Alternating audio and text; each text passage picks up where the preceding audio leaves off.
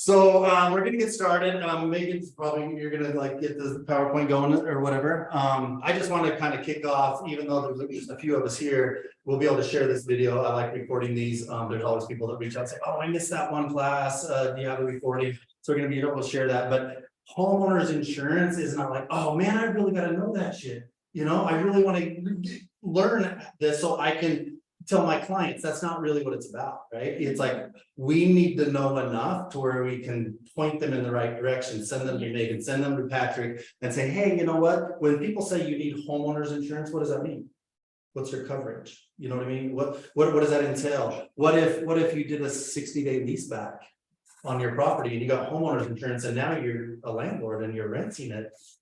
Are you covered? So yeah, so these are some of the questions that we can ask Patrick and Megan as we go through this, because our job is to protect our clients. Even if it's something that we're not an expert in, we should have the context to point them in the right direction to learn about this stuff. So even though it's not our typical day-to-day thing that we talk about, I'm super excited that we're going to be having this class on it, because it's something that we need to at least have the basic information on. And Patrick's been here before and he's talked about some things, simple assumptions that people make about their policies that are wrong. And just by bringing that up to your clients and make them think and go, because I say this all the time, the last thing we want is our clients at some point in the transaction to say, I wish you would have told me that sooner, because I'm in a situation now and nobody let me know. So Megan, if you want to kind of introduce Patrick and kind of what we're going to be talking about today, I'm going to share the screen and I've got a clicker here if you want to kind of man that, or we can let Patrick talk. Hey, Jeff, real quick on that. So with the education that we're going to provide today, I want to try to set some stuff straight, because during this last quote unquote flood season that we had, there were a lot of misinformation that was put out specifically by realtors. So realtors are kind of piping up when they didn't really quite understand exactly what the coverage meant and what it entailed. Right. No, I love that.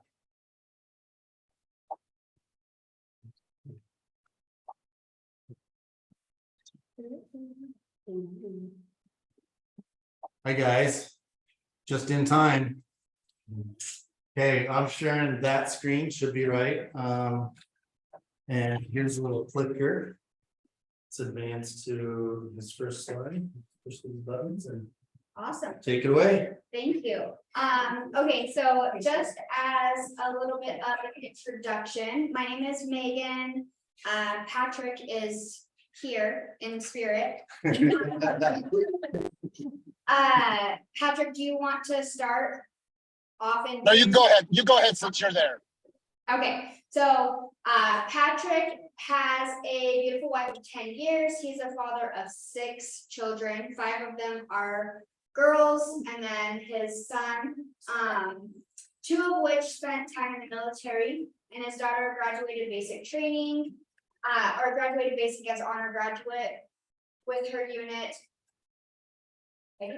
She was the guide on bear. Guide on bear. I'm not sure what that is, but he spent 30 years. That's your stepsister, and you don't know what that is. I know. I'm gonna have to ask Sierra what that is, because I don't know what that is. But I'm proud of her. That's all I know. He spent 30 years in healthcare and was specifically with cardiology, and he loves learning and teaching, especially to clients, whether it's in healthcare or now transitioning to insurance.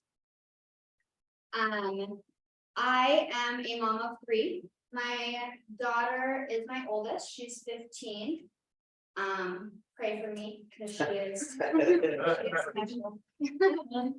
then my 2 boys are 13 and 10. I enjoy being outside. I enjoy photography, and I spent most of my career in health insurance, mostly Medicare, claims, customer service. And when I met Patrick, I made the switch and decided to do property and casualty. I really enjoy this side of insurance, being able to educate our clients, personalizing their policies, making sure that they're insured based on what their needs are, not what my commission's based on. And most people don't know anything about insurance. They just know that they have to have it and they want it. And so I really like to be able to teach them so that they can make a better educated decision. Well said. Mhm. So just kind of a little bit of an overview of what we're gonna go over today. We're gonna go over all the different types of coverages, what they mean in a homeowner's policy. The deductibles, how they're determined and how it affects your premium. And then the coverages needed depending on the property. So single family homes, condos, townhomes, whether you're renting it out or short-term, long-term rentals, those different things. And then also added policy options. So earthquake and flood are two of the most popular that are not included in a homeowner's policy that maybe some people might think are, and what those look like. And then also a little bit into what home warranty is versus what homeowner insurance is.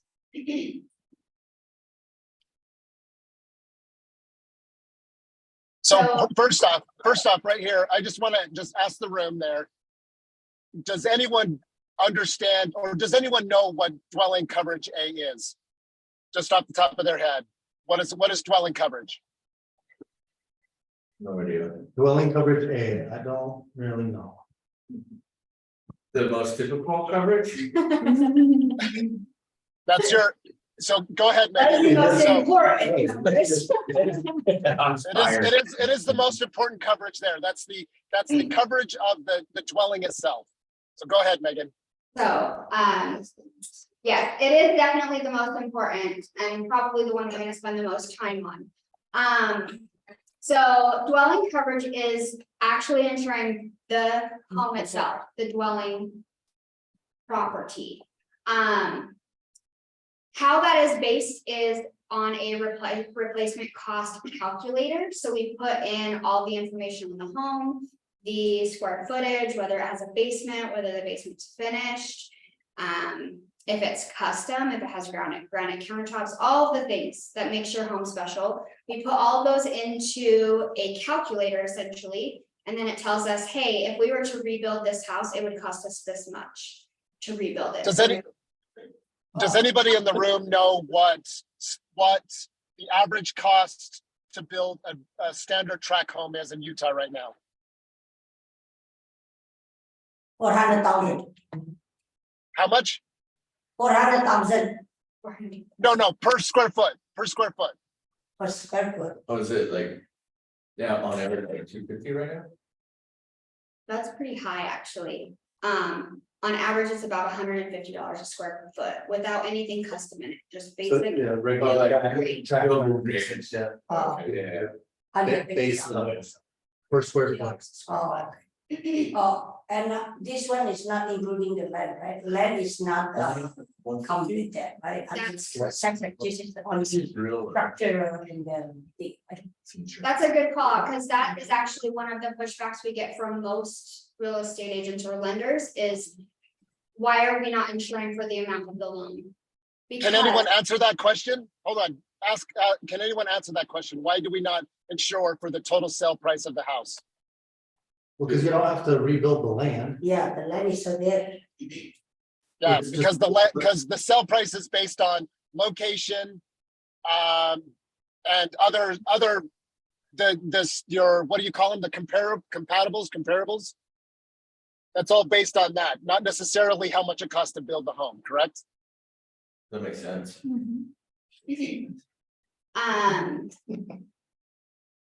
Correct. So the property value, location are not considered because your home will be rebuilt and replaced on the same land. Patrick, I have a question on that, or maybe for both of you. I've been very fortunate not to have very many insurance claims on my rental properties, but I did have a fire in one. I had owned it for a long time when this happened.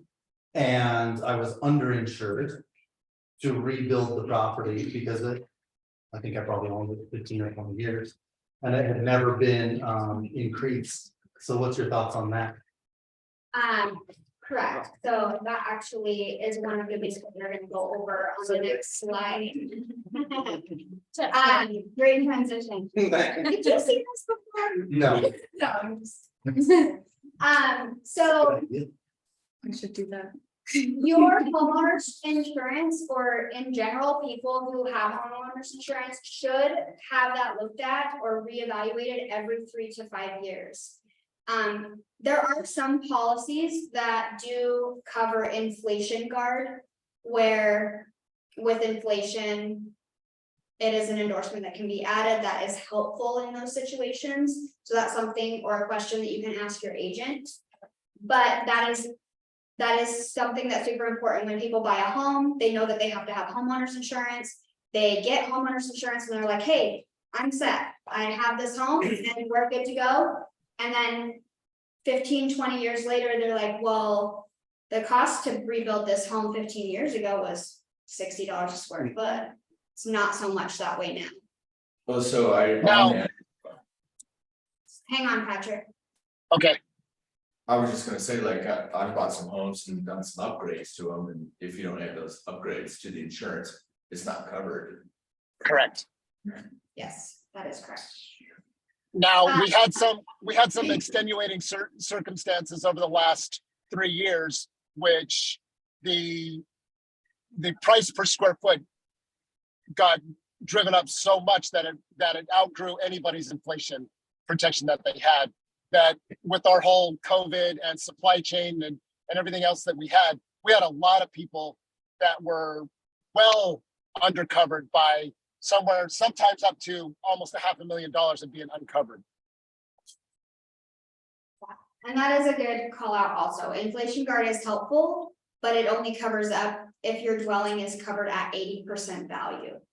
So if your dwelling coverage is within that 80%, then that inflation guard will kick in and help cover that extra 20%. But if you're not insured at an 80% coverage, they won't. It will not kick in. Is that something that gets set up at the beginning? When you purchase the policy? Yeah. Yes. If it is. someone doesn't have it, they could add it as They like a could. rider or something. Mhm. Yeah, Is that like an add-on? it is an add-on. But So at the very end of the phone call, when they're asking like, hey, do you wanna do this? Usually people say, no, because we wanna keep that cost as low as possible, because it's bought a house. Extended warranty on your appliances type thing. No. Who tried to sell me? But the insurer never asking you, some insurance just wanna because a lot of insurance, they say they wanna keep the low of the cost, because they my insurance is up like double up right now, 3,000, like they say, oh, no. And so that's why I always asking them, basically, I don't know about the insurance that I have right now, this is the example. They say you right now is 100%, but the cost is 600,000, you cover like 600,000, but they bumping up another 125%, like 150%, but like 125%. Mhm. So around another 150,000. So the house will be covered for 750,000, they said. Yeah, Is that? that's correct. Yeah. Okay, so So I if just want to there make is sure. additional coverages that is similar to an inflation guard. Okay, that's good. Some carriers have inflation guard where it's just whatever the inflation is within that limit. Yes, And then there are other companies that do an additional dwelling coverage where Yeah, it's yeah. 25%, 50%. So she's just saying, you can Whatever just it pick is. her coverage. It's like, it's 600,000, I want to cover it for 750. Is that what you're saying? no, they already over, it's come with that, with my insurance. It's a percentage. Yeah. over already. Yeah, she was saying with her insurance, yeah. Like say, already covered for 600,000, they said, land, you don't have to worry, let's say, but in your square feet, and after that, we buy you for 600,000, but something happened, it's adding on under 150, 125%, it's gonna be like 750 to build your house, like that one. Yeah.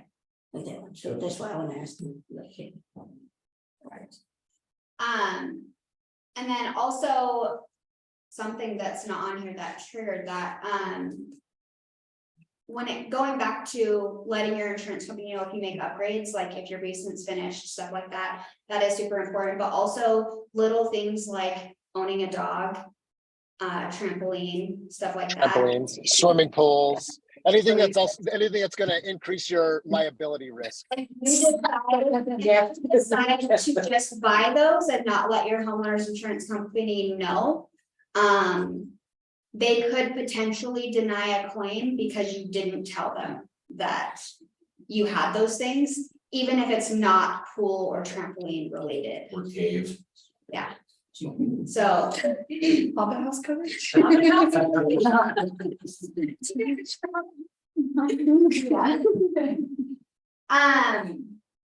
And then filing a claim. So everybody pays for insurance, right? What is everybody's first instinct to do when something happens?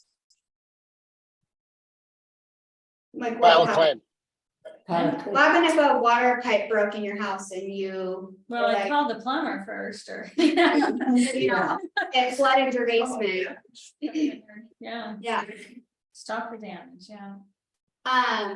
Most people's instinct is, well, I pay for insurance, so why not Just use claim it, it. right? Yeah. That's not always the best case. So when you're filing your claim with your insurance company, if it is water damage that, yeah, maybe could cost you $5,000 to fix, you have to replace the carpet downstairs, but that's really about it. Didn't really do a whole lot of damage. $5,000 is a lot. Your deductible is $1,000, so you're already out $1,000. And then your premium over the next 5 years will go up. 4,000 divided by 5,000. And then also on top of that, if you end up having a major loss where you do actually have to file a claim and use your insurance, multiple claims put you in a position where nobody's gonna want to insure you, or your premium is going to be outrageous. So paying $5,000 to fix and replace the carpet, or paying $15,000 over the next 5 years because they raised your premium ridiculously. Is that standard for like first claim situation, raising premiums? I mean, it is potential that your premium can be raised with just one claim, yes. Most insurance companies are usually pretty forgivable when it comes to filing claims or their first claim, if you're not somebody that uses your insurance like a checkbook. You. We'll say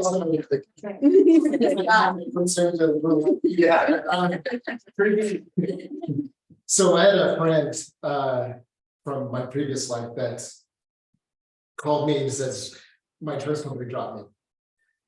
I had 2 water claims within 2 years. And so I had to take a look at and find him insurance. To look at his claims, he had one that was a good $10,000 claim, right? Second one was about $1,800. But he wasn't educated by his agent or anybody else for that matter. So for the next 3 years that he was with me, he was spending $4,000 a year for homeowners insurance. So he more than paid for The claim. Was it that second claim that did it? the second claim. Second claim in 2 years is bad news. So have a discussion with your agent before you file a claim, period. I just, the other day, Mr. Matt, We'll call him then. who had a water claim. And he called me just this week and said, Patrick, I walked out, my car's gone. Should I file a claim? Well, do you know where it is? No. Have you called the police? No. Do you have teenagers? I'm like, why don't you, before you file a claim, 'cause so let me ask you this, if you file a claim with 0 payout, does it affect you? I don't know. No. You call your insurance company and say, I You'd say- would want to file a claim, or hey, my car was stolen, because they're gonna open a claim no matter what, even if you don't. Then specifically say. nothing happens, they don't pay. Yep, and they don't pay them. So does that negatively affect you or not? Yeah. I think it's a good question. I say yes. 100% it affects you. Uh-huh. So any claim that is less than $1,000 can increase your premiums by 3%. Oh, okay. Any claim that's less than $1,000. So that includes you, when you're talking about your auto and home, or when you're talking about your auto. That's roadside assistance. Is that a claim or is that roadside assistance? It's a claim, It's a claim. It's your windshield chip. Windshield chip. How much is the windshield? How much is a rock chip repair? Oh, $15. Free is what they tell you. Yeah. You pay for it. Not free. No, so we can get it for like $35. Windshields generally less than $400. Windshield? Windshield, a full replacement windshield. No, I feel like. mine is like What do you have? Do $12.50 you have a Tesla? Mercedes. That Jeep Commander out there needs one right now. If you send me the VIN and I will, because I get free pricing with Valley. Yeah, it's only 200, So- 300, like not too much, like, but Mercedes, Audi, like them, and then. So- 800, 900. And Teslas are, So that's a claim with zero payout. Well, it's a payout because you're paying for the windshield. And that increases your premiums. can by 3%. It may not, you may not see it. Yeah. That is the lion, right? We pay for the. So Meagan, how many times have we seen people get denied insurance specifically due to comp claims?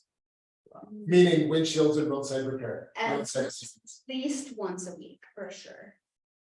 What? But how about if we buy Sorry, triple my A, face. triple A? We have like a triple A. A for the, AAA? yeah, triple A. I- Never. So we try to push AAA on everyone, which we don't get a commission on.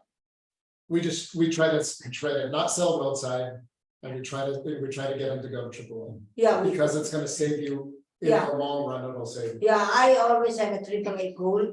So like 200 miles and road assistant, and like open the log or. And that's another thing too, when you use AAA, you get faster, better service than you do if you get roadside assistance. for Yes, your that's trip. correct. Really? And So here's, Why, fuck you. Wait, here's a little tip. So I had a tire blowout on the freeway and I called AAA. They like 45 minutes later, and I was like right against the cement barrier. Uh-huh. So even getting to it to change my own tire was super difficult and I'm right on the freeway. So a cop pulls up behind me and they came and talked to me. And he told me if you're on a freeway or a highway and you break down like that, you call the nearest dispatch center from the police and they send out roadside assistance. And from him pulling up there, within 10 minutes, I had roadside assistance there, changing my tire. Well, he basically aired it up, got me going to the next exit It's a for no charge. And I'm waiting in the summer heat on the side of the freeway with semis going by and everything like that. It was like crazy for good 40-45 minutes before he all your tax, it's those just big don't trucks, back. those emergency trucks, that Yep. do that. Yep. So here's how the roadside stuff works. It goes to an exchange. All the insurance companies go to the same exchange pretty much. And you call the exchange and the exchange puts you in the queue and sends you out. Your insurance carrier, depending on who you are, pays to get put on tiers. So if you're with someone that the carrier that paid for a higher tier, you get a higher priority than the ones that paid to get a lower tier. So if you're sitting there for 2 hours, good chance that you're probably sitting on a lower tier. If you're already using your roadside assistance and you're sitting there and you're waiting, don't wait, just call the tow company yourself, have them come and get you, bill the insurance company if that's what you're gonna use, but I would still recommend just getting AAA. Wow. The cost of a AAA membership per year is about the same as what you're paying for your insurance. Almost. Yes. It's a little bit, I mean, it's a little bit more, but I mean, it's still worth it. And but triple A doesn't go to your insurance because it's that they always is something that your road assistant. Triple view options. Oh, the battery cost is cheaper. The cost of the battery, like basically people try to do the battery, I change it, my Mercedes is 800, only cost me 400, half price. And they get, To have AAA do it, and on the spot too, I would do it all the time then, right? on the spot, like changing battery, right? Remember the GLA, yeah, like. All right, go back to homes then. Go back to home, yeah, that's correct. Take it away, Patrick. Coverage B, which is other structures on your property. What would other structures be on your property? Shed. Shed, what else? ADUs. ADUs, no, that would fall under a dwelling. Separate Yeah, dwelling. Like a pavilion or outdoor kitchen. What else? There's obviously, there's some things here that are not gonna be as obvious to you. What about fencing? Yeah, Wednesday. What about your driveway? That RV pad? Those are all other structures that are included with your other structures. What does it mean, like 10% of the coverage? So that's kind of generally where we put it is 10% of the dwelling unit coverage. So it's 600,000. Like is a limit. No, just as a start. Oh, If we look at, a lot of times we'll just get on Google Maps and look and we'll see it. And if there's say there's a big 3-car detached garage. That's not gonna be under that 10%. That's gonna be generally more than that. So we're gonna have to increase that other structures to be able to protect that other structure that's on there. Like you said, a really nice gazebo that somebody spent $20,000 on. Cool. Was that Separate. driveway, fencing, and what the other one? Yeah.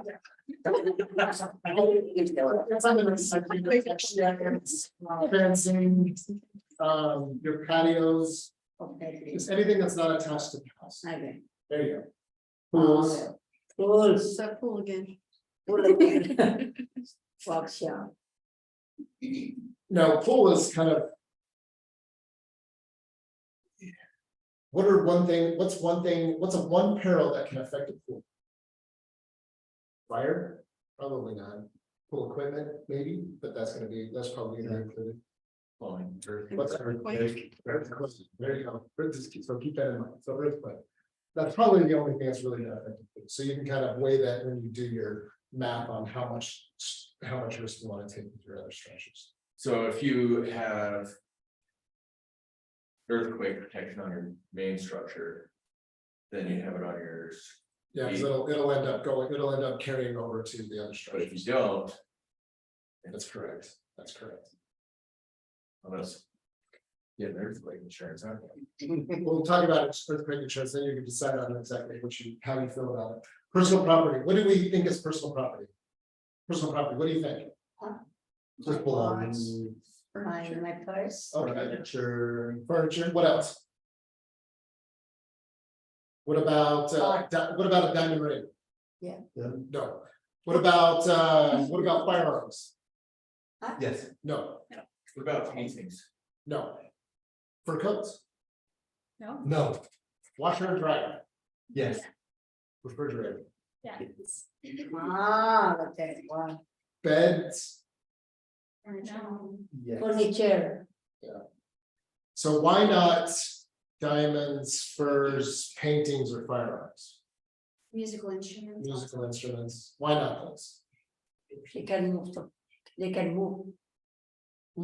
Well, yeah, but that also means they could be stolen, which that would have covered on your personal property, so why not those specifically? Because the home warranty won't cover it. No, it's And if because. you have a home warranty, they'll cover a lot of the other items. Insurance doesn't have to.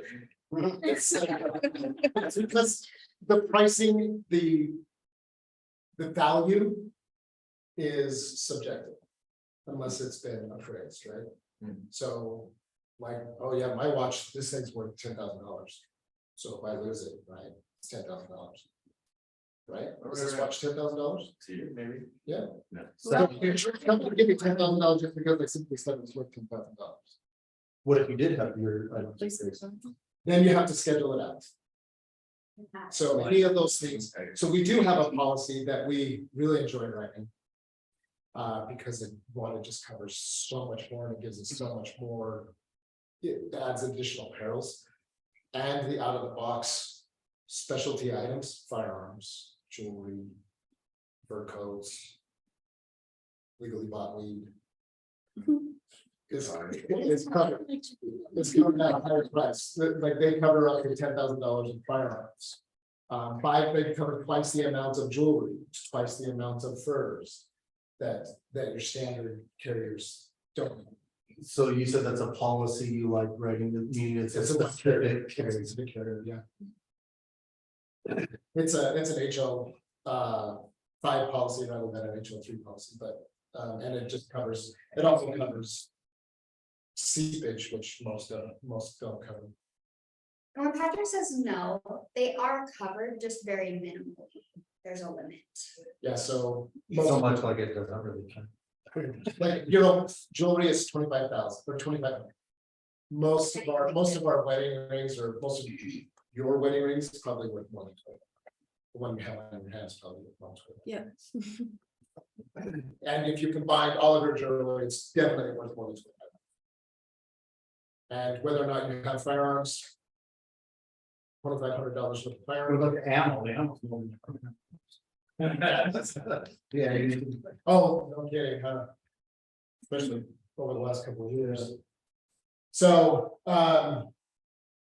this is something that I like to talk to people a lot about, because this is one thing that you can save money on. Is your personal property, you know, if you have a $600,000 house and we're generally gonna write up for 50% of the dwelling, so you're gonna have $300,000. Taking into consideration those high value things like firearms, jewelry, furs, that kind of thing. How many of us are carrying $300,000 worth of personal belongings in our house? Not really, yeah. So, you know, I like to open up that discussion with my clients to say, this is what it is. You tell me what you think you're comfortable with, because this is where you can save money or continue to be safe and overprotect yourself or protect yourself, depending on how you look at it. And then now we're to that scheduled property, which is those things. Now, scheduling out things can start to get expensive. Your diamond rings, your firearms can start to get expensive. I'd like to try to find one. I don't write policies specifically for firearms that require proof. I just like to get blanket policies for my clients. I won't, unless you want it, you're kind of not very. I wouldn't agree with you if you wanted to line item it, so I just get with that. Coverage D, you go, I need a drink. Is there a Coverage D Oh, I see. is our loss of use coverage. Does anybody know what that means? Like if you're displaced out of your home, well, the rebuilding.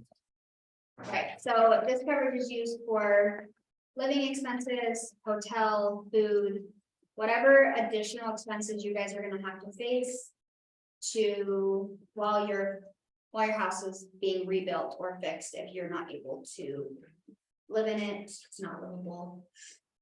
And those of you that are that have rental units, this is a market that you can kind of jump into as displaced housing. Instead of, as opposed to short-term rentals or nightly rentals, you can still do short-term rentals, but just for displaced housing, with a guaranteed paycheck. It's from the carrier. Do you register with the carriers or? Yeah, you just have to find the adjusters that are gonna recommend you. You know, list somewhere. And then on dwelling policies for rental homes, this would be the coverage that's used for loss of rents. So if your tenant couldn't stay in there and they're no longer gonna pay rent during that time while your house is being fixed. Hey, this might be a good time to ask a question. Actually, you are talking about situation just the other day about getting homeowners insurance and closing on your house, but doing a lease back. And you're technically renting the property for 60 days after you bought it, but you have a homeowner's policy versus a landlord investor's policy. What's the difference there for coverage? Huge. If you're not telling them that you're actually, it's not every carrier is going to cover. So if you're get a homeowner's policy and then you have a tenant in there, all of this is gonna get denied probably. Theoretically. Now we're different. Now, all of these are, you're assuming things are black and white, and sometimes they are and sometimes they're not. We've had an instance where it should have been black and white, but the carrier was nice and went back and paid. So we say these It things. kind of depends on the carrier. It does depend on the carrier. Right now, there's a few. Flow might be one that probably would drop you in a heartbeat. So what if, so Ashley's closing on the house in a couple of weeks and she just delayed closing, so there's no lease back. She was getting, they went back and forth on closing early and then doing a lease back. What, and not just for her, but for our clients that are gonna do that, whether it's a week or 2 months, what do they need to do through you to make sure that they're covered? We just do a landlord policy. And then For convert. that short, so the lease back.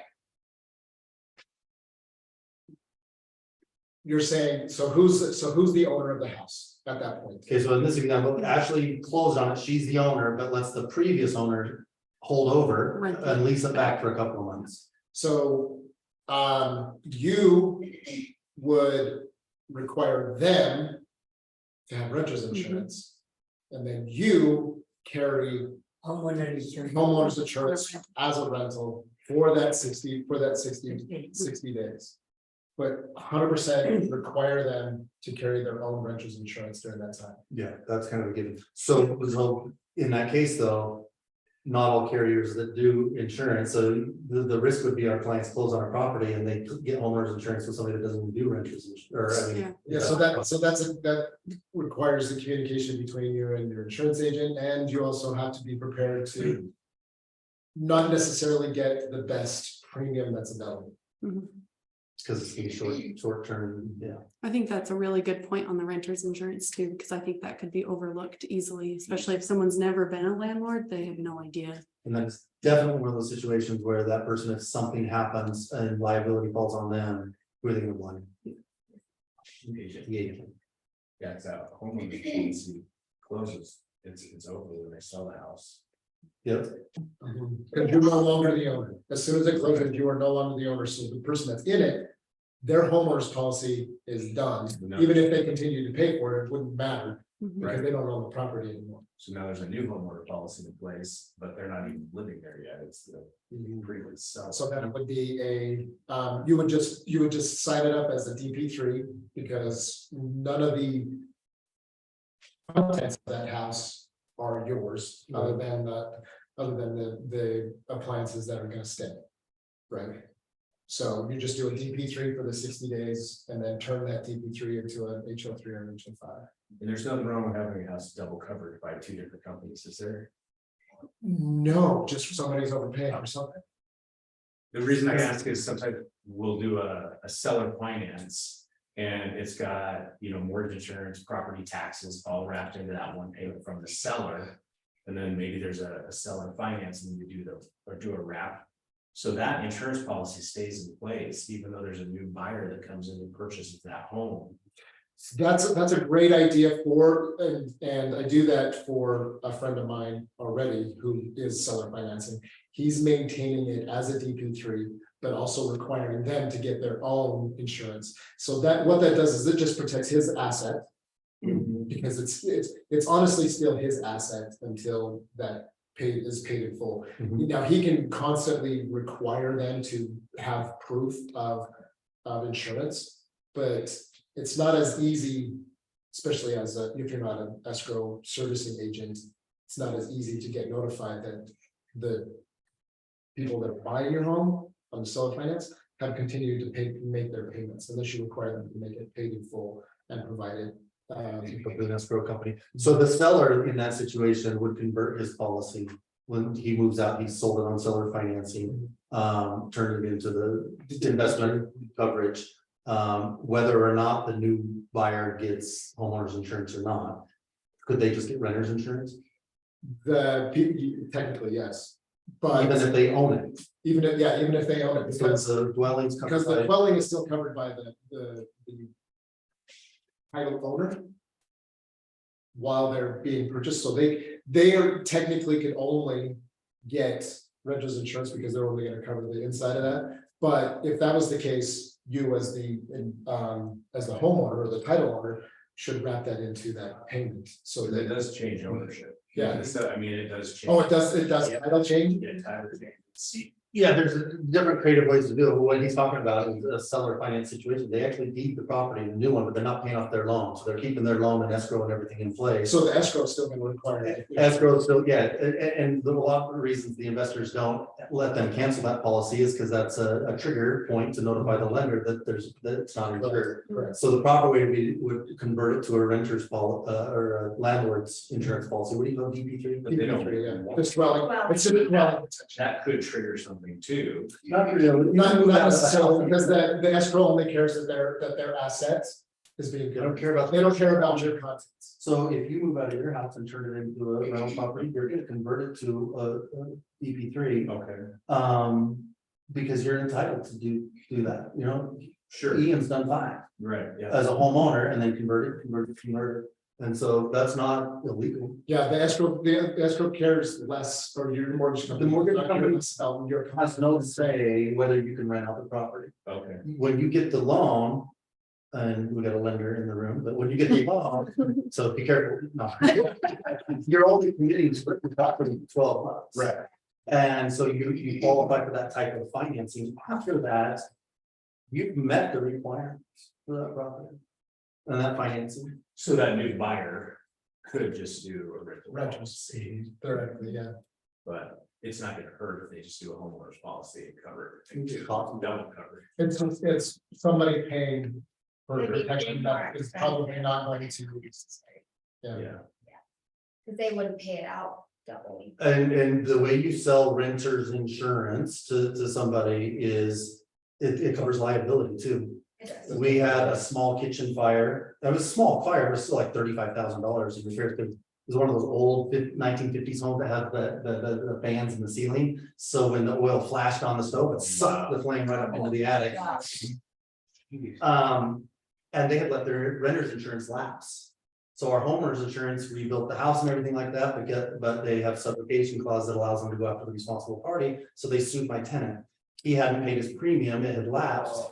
And so he filed bankruptcy and moved in with his parents. Ouch. Oh. That's, And if he would have kept his renter's insurance policy, then he would have been okay.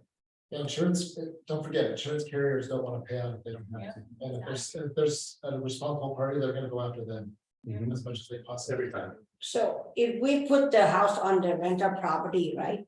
So we just buy the rental property insurance, right? Mhm. Right, what we need to do, like, make sure we have a good coverage, you know, like, because we changing as a so- homeowner to become rental. So that one's easier than anything else, because the only thing you're covering is the dwelling and the additional structure plus your liability. Now, if you're renting out the property, you want to carry as much liability as possible, Liability. right? Because you don't want your client, your renter to have to come after you personally. You want to have as much insurance, much liability insurance as possible. So I pretty much will start at $500,000. I only have a few that'll go above $1 million or to $1 million for liability coverage for a DP3. If you are renting, there's a lot of other things that I recommend having. One is an LLC, two is a higher liabilities, and three is possibly an umbrella on your LLC. On your LLC. is it better to have higher coverage on that real property on liability? Yeah, so that's what I think. Instead of rely on an umbrella? So umbrellas, no, you're not really relying on an umbrella.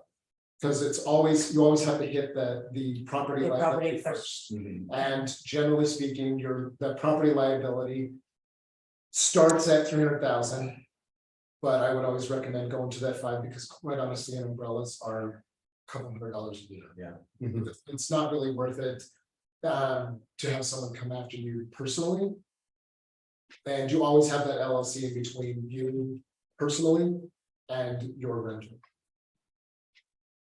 So you think like every policy you buy like more liability, like at least 500,000. If you have increased exposure, like here's I'll just ask you this. So you just bought a condo. Or you just bought a single family dwelling. Which one has a higher liability risk? Single family, Why? because you get more like a land. Correct. So if you're in a condo, where does your liability start? Inside. Whatever, I must have policy. inside your specific dwelling. Outside is the master policy, right? So should we recommend $500,000 on a condo? No, Why? Because it's because less. they already all covered, just not that much, yeah. So we only recommend, we only recommend the 100,000, which is the minimum for condos. Because you're just responsible for the stuff that goes on within your house. Within your building. Now let's go to single family tract home, single family custom home. Where would you put your liability at? Yeah, single family, custom home, Would you put it higher, yeah, your custom home? Why? because you get more space and people like I can sue you more. Perception, They're more likely to. perception, because they see this big, nice custom home, they assume you have more, they're gonna come after more. Yes. Rather than you're in some tract home in West Valley, Mhm. they're not necessarily gonna assume that you have. But how about this, like, we right now, we have like at least 2 more home, right?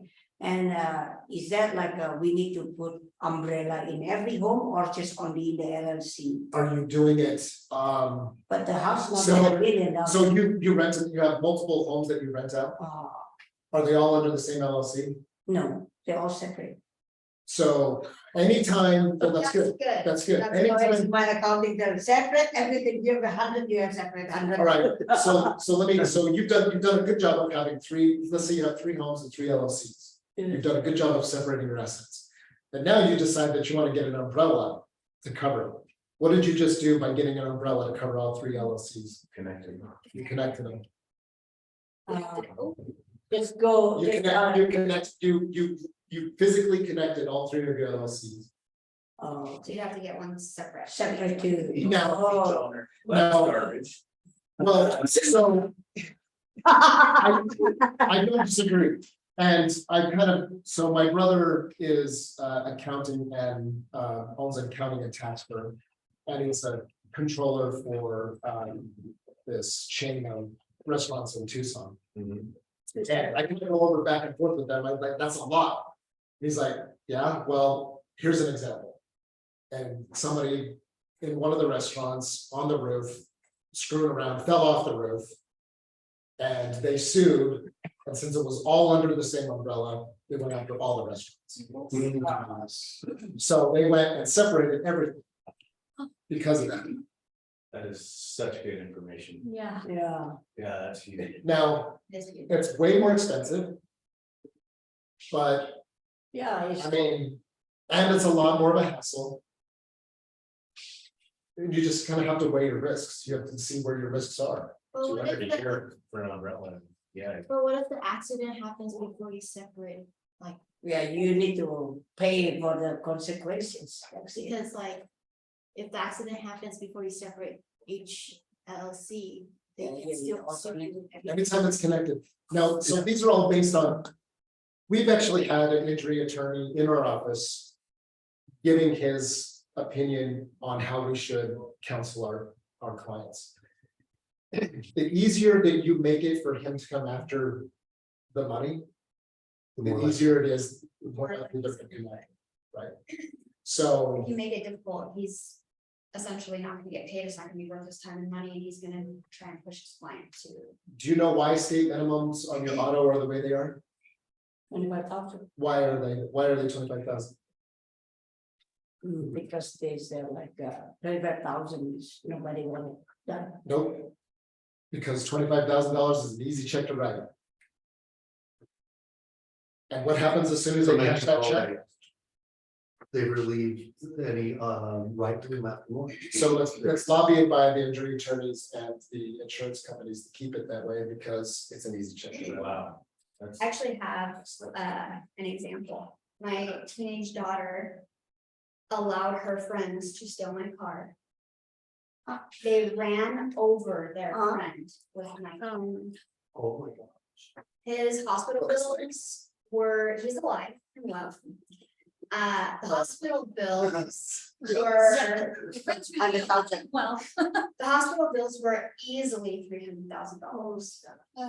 This was before I got into insurance and understood all of this, and I just had state minimums. The attorney that she hired was like, sorry, Megan doesn't have any assets. There's nothing for me to go. I could put a judgment on her for $300,000 and I could get paid $5 a month for the rest of my life. But no attorney wants to do that. So they signed the liability for me, wrote a $25,000 check to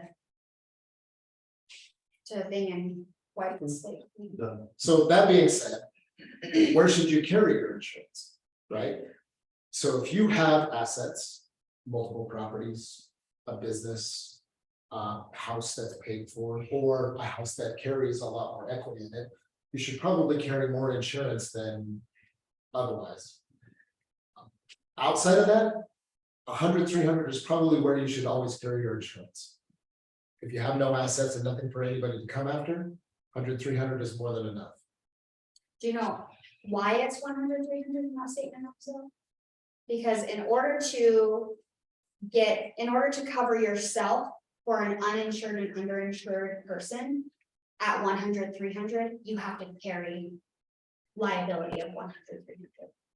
So if we're just based why on did we get it? somebody not having assets, if it was legal for us to do 25, 65 liability and then insure ourselves at 100, 300 for uninsured, that would be the best option. Because we get insurance to protect ourselves, right? Mhm. And the reason that you want to carry higher, if you don't have a whole lot of assets, is to protect yourself with uninsured under.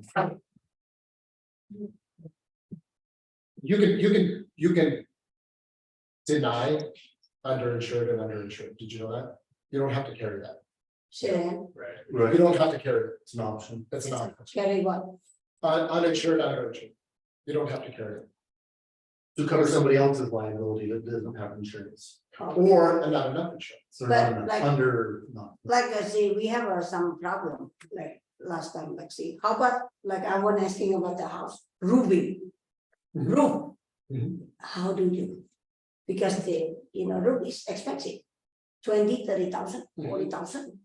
So, we don't look on the top and in like the single blow over. So Like this sound. first thing is, don't file a claim right off the bat. Have a roofing expert come out and take a look and see if it can be repaired for cheaper than it, because and quite honestly, you have to be careful with that too, because there's a lot of roofers that'll come out and just do it just for the whole roof. We don't want that. Yeah, just want a patching or either like a fix it or something like that, right? If it can be fixed and repaired and make it look the way that it can be functional, It's okay, why not do that rather than replace your whole roof? okay. Now, if you need to replace your whole roof, replace your whole roof. But don't just, say, just call me first so that I can give you to a roofer that's gonna, what's that? Oh, we need to hurry. We need to get a, Oh, need to make sure that we're sending a roofer that's gonna give you the best options. Okay, one more thing, is that like we claim it's gonna increase 3% too? If it's over $1,000, it can go up to 10-20% of your interest, depending on how much it is and what it is. Okay, how to determine about like do we buy flood insurance or either earthquake insurance? So how do you? Well, so we kind of went over condo HO6 policies. We'll just skip to the next one. Yes, good. Because this is the next one, earthquake and flood. That's good. All right, so how much, who knows what the deductibles are for earthquake coverage? Real quick. It's a 10% or how many percent, like the 5% or 10% or 50? So it's rare to get 5%, it's a little 10%. less rare to get 10%, it's generally somewhere around 20 and 25%. 20 or 25% Of what? of the Of building the cost. building coverage, right, so that means that if you have a $600,000 home, you need to Say sustain about $150,000. $20,000 worth of damage before your insurance is gonna kick in.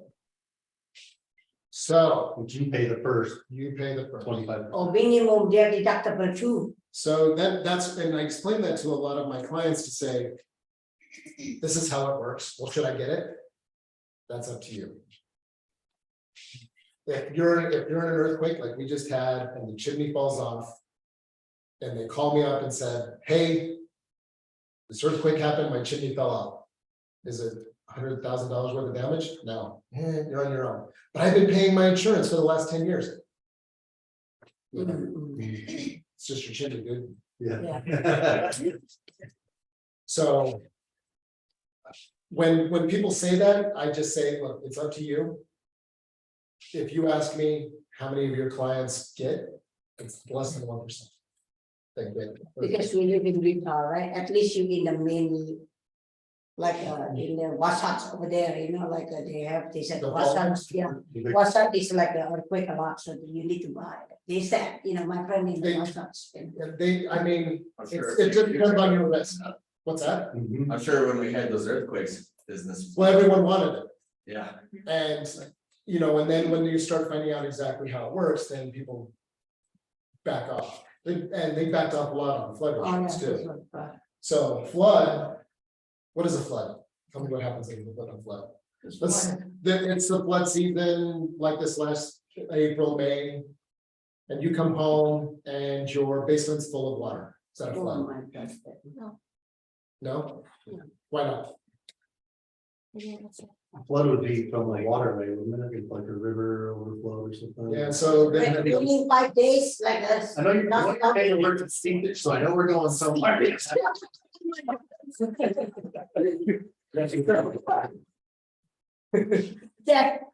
Someone's paying attention.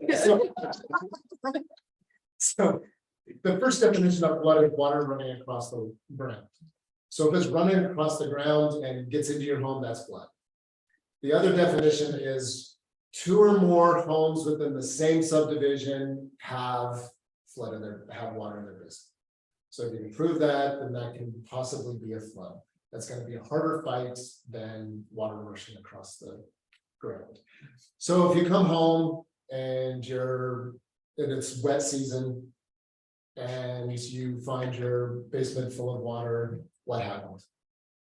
Groundwater was too high. Seepage. Seepage. What is? It comes in from the ground and it goes to the concrete and. Yeah, so there's some kind of cracks, some kind of holes in your concrete that's allowing that water to come in. And not every carrier is going to cover seepage, No. Most carriers don't. and it's always an add-on. If it is, Apart from the nature, if it's even available. like see, like snow, like we have so many snow and then melting, it go to the basement or either like. How did it get in? Huh? How did the water get in? From the, like, we have a window well, they coming from window At ground level? in the basement. Yeah, that's seepage. What if it came in through the ceiling? All the snow came in through the ceiling, would that be covered? I think so. Yeah, that would be covered. What if it came through an upstairs window? They cover That would it. be covered. Basement Above windows, ground or below ground is the. if it's below ground and it comes in, that's on you, because there's something that you didn't. That you didn't do, whether to make sure that your home was completely waterproof. All of the pipes coming through have been sealed, there's no crack in the foundation. So, Your window wells are definitely higher than the ground level. And or there's some kind of French drains or the drains in the bottom of the well so that it doesn't build up in the well and comes through the window there. so we do need to buy or no? Perception again. I'll say it's up to your risk. You understand what can happen. You understand the perils. You understand what they would call as a flood. That's entirely up to you. Is that much? See, I don't like about $300 a year, $300 to $400 a year for flood insurance. So if you know you're on somewhat of a higher water table, but it's not technically a flood zone. I guess seepage. If you're in a flood zone, well, one, if you're in a flood zone, you're escrow required. Right. If you are not necessarily in the flood zone, but could be potentially in that 100-year flood zone type of a thing, then that's something that you want to consider. Like some of them, you know, out West Haven, far west, those kind of places. Those are technically, you know, the 100-year floodplains type stuff. So it's still, I'm not gonna tell you yes, and I'm not gonna tell you no, because I don't wanna be responsible for telling you don't get it, and then it floods, and I want to be responsible for you telling you do get it. Risk tolerance has a price. It's entirely up to you. All right, home warranties. You guys know home warranties? Yeah, not insurance. Yeah. no. Not insurance. Oh, warranty, oh, yeah, not insurance. Why is it, I mean, because the home warranty is not gonna cover your home for those other claims? No. But if your home warranty gonna stop, is the home warranty gonna pay if someone comes in and steals your refrigerator? No. People get out. Kind of, it's what it would be looking It's like. gonna cover the majority of the working components. Yeah. So we just have to make sure that home warranties are not insurance. And some people don't know this, including elderly people like my mom, Mm. that gets fraud letters in the mail saying, act now or your home warranty is going to lapse, you'll no longer be Yeah, a insured. lot And she doesn't even have one, but now she has 3 Oh, good night. because of these letters that come. Any questions? What is it? Not yet. Oh. Should have swapped those slides. There's our contact. Actually, That was really good. Yeah. I got a question for you, kind of side note, just being a realtor, so Debbie Hart is a lender. And I've just noticed as realtors, we work less with homeowners insurance on when we're purchasing new homes, using the lender that sets that up. Do you have any realtors reach out to you on new contracts that wanna get you to help them out? Or- Yeah, so I mean, personally. Selfishly. I would prefer. You realtors to have more of a discussion with clients than the loan officer. Because the loan officer is specifically. They want to get that home loan done. Mhm. And they're starting, and if we have run into DTI issues. We put ourselves at risk. By trying to breach someone's DTI, Right. and not that it's not possible. Right, I'm not opposed to doing it. But I don't want to do it just simply because, and Debbie's not this way, just so we're clear. Debbie's not this way. I don't want to simply do it just so that the loan officer will make sure that loan goes through. Because then your client, her client, my client is now underprotected. Mhm. As long as we go into the conversation and say, look, you're gonna have problems getting the loan if we don't do this, this, and this. I'm recommending that we do this until you close, and then it's a must that you increase it after that. You, as realtors, have more, Rapport with the client. and probably have more. There's the relationship. Contact and communication. The relationship is a lot stronger, Yeah. and that's why I say selfishly, because you guys can really influence more than, say, Debbie does. What a great follow-up too, That being said, though, every time I start, I'm passionate about education and options for the buyers, because most of them just don't even know. Most of what you teach, most of what I teach. And so we're all about education and options and having them make their own informed decisions. I send every one of my buyers to get a quote and a conversation with him so that they understand all of that. All of them at the very day one, when we lock the loan, next phone call. I would think you're probably unique in that situation. I think the conversation with a lot of buyers with their lender is, yeah, we can recommend somebody because it's a condition for closing. It has to be on there. Right. So we can take care of that for you. We'll order the insurance right, especially first. and that's probably as deep as it goes. Already, unless they're a first time buyer, And but. even But if let's they just do say, have at least someone, have a conversation, at least get a quote, and then most of them, the majority of them are like, oh, I'm mind blown, because my guy, I don't even know my guy's name. So Because he doesn't contact them and he doesn't. most of them will probably have decent coverage and they're probably okay, but they don't have the conversation. They don't have the education piece. They don't And know those what. extra pieces, so he, so recently he gave someone an extra, what was that condo one, you talked to her about the other stuff on the condo one? So, I mean, I know We that was a didn't, while. we didn't get into a lot of the condos. There was Condos detail. are a little bit different because they have the master Yeah, policy. must have. Yeah, exactly, but he was able to tell her about something as she didn't understand what's I covered. don't remember specifically what you're talking about. Yeah. Yes, so You do a lot. a lot of the stuff that's on condos. And we're seeing this a lot actually, where the HOA master policy is covering walls in. I'd say that 80% of the policies that we're writing now are basically glorified renters policies.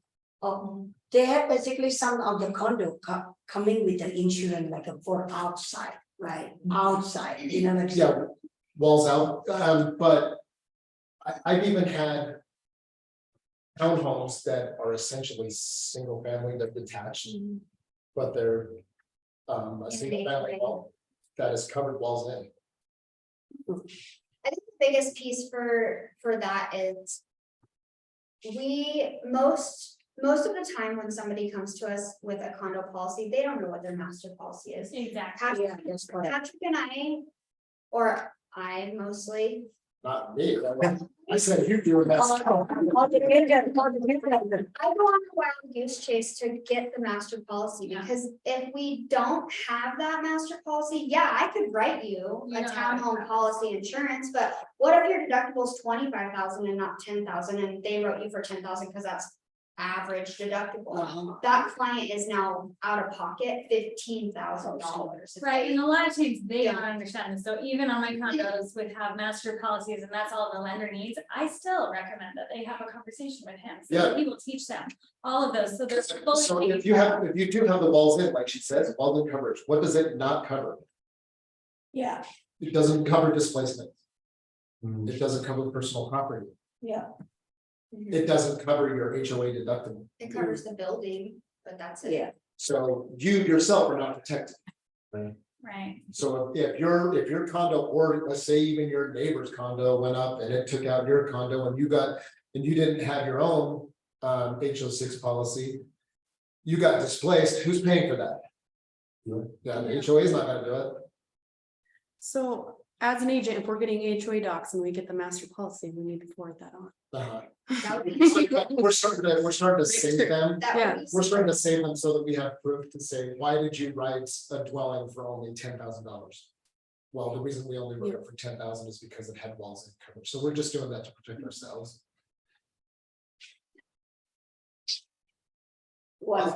Anything else? One last one. Talking about the personal property, so if you wanna make sure, like if you wanna. You know, like a lot of insurance, is, oh, you have how many personal property? Just make that one like how you feel comfortable with that one to make the coverage, to make the payment more maybe cheaper, right? Because like, how about the car? Car is not personal property, right? They have car insurance themselves, right? Let's say no car, or let's say the car's in your garage Yes, and you don't have auto insurance and the house goes up, is the car covered? The car is parked in the garage, the house is on fire, the fire takes out the car, is the car covered under personal property? no, No, why? yeah, because you don't have you don't have a personal property. No, because it's anything with its own engine and wheels needs its own insurance. Motorcycle, everything. Here's a good question.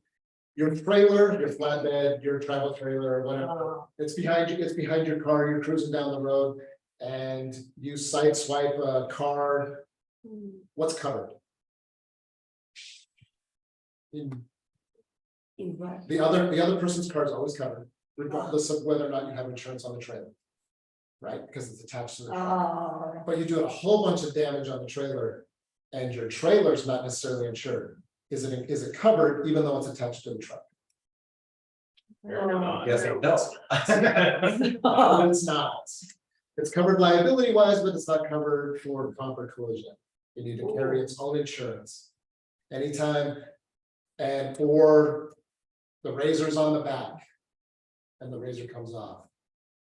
It's not covered because the razor's not insured by itself. So we talk about bitch, we don't need to buy like a 350,000 for what? That's why like say, The insurance, that's why like, we need to understand, because I don't know, like sometimes like, everything is we need, you know, we just buy, we don't need projects. And my gosh, it's like. Lunch is supposed to. Thank you so much. 11:45.